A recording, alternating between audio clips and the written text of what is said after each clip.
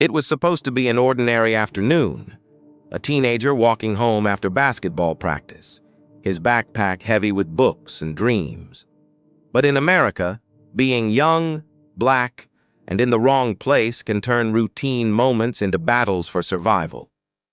What started as a quiet walk became a confrontation he never saw coming, one that would strip away his innocence and reveal the ugly truth about power, prejudice, and survival.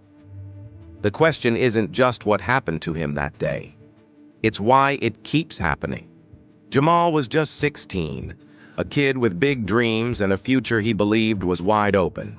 He loved basketball, sketching sneakers in his notebook, and talking about the colleges he hoped to attend one day.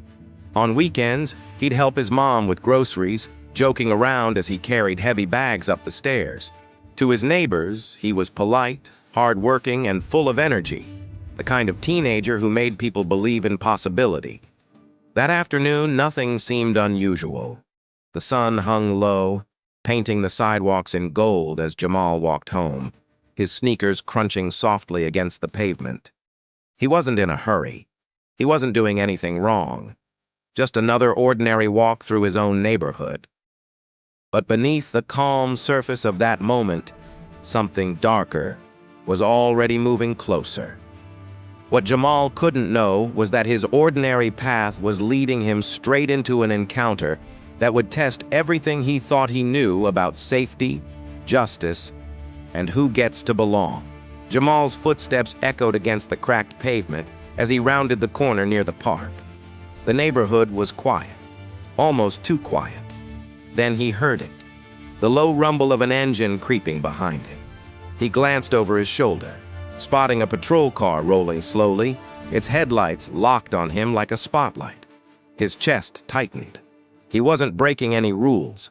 He wasn't trespassing. Yet the way that car followed made it clear. He was the one under suspicion. The cruiser pulled ahead, cutting him off.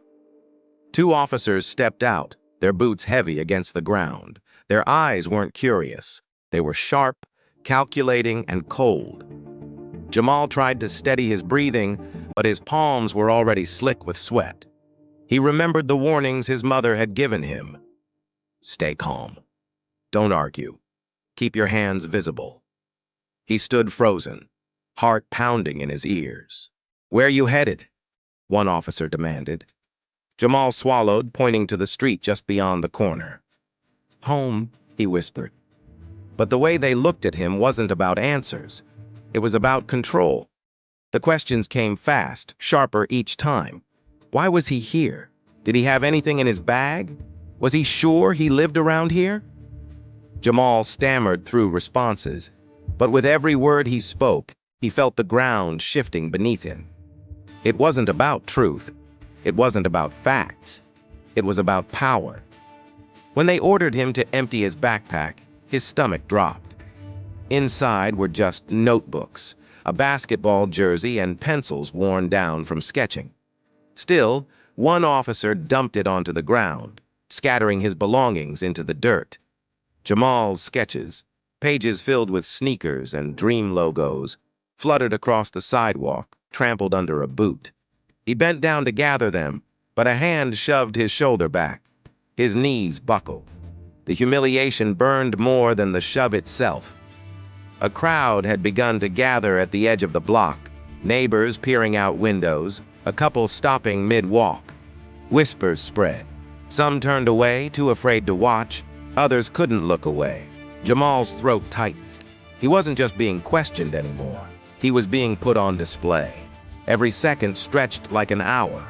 The officers circled him, tossing sharp glances at the onlookers as if daring anyone to intervene. And then, the flash of red and blue lights from another patrol car arriving. His heart dropped further. Reinforcements. The tension doubled. More boots, more eyes, more suspicion. Jamal stood there, alone, small against the looming figures of authority. He wanted to scream that he was innocent, that he was just trying to get home, that his only crime was existing in his own skin. But fear sealed his lips. In moments like this, even the truth could be dangerous, and as one officer reached toward his holster, fingers grazing the grip of his weapon, Jamal realized the question wasn't whether he had done something wrong. The question was whether he'd make it home alive. The tension snapped like a wire pulled too tight. One officer's hand gripped Jamal's arm, twisting it behind his back with brutal force. Pain shot through his shoulder as his knees slammed against the concrete. His backpack spilled again, his drawings scattering into the gutter like discarded dreams. The crowd gasped, some raising their phones, others too frozen to move. Jamal's face pressed against the cold pavement, the rough grit cutting his skin. He tried to speak, to insist he wasn't a threat, but his voice cracked under the weight of panic. The officer's knee dug deeper into his back, crushing the air from his lungs. Every second felt like the edge of collapse.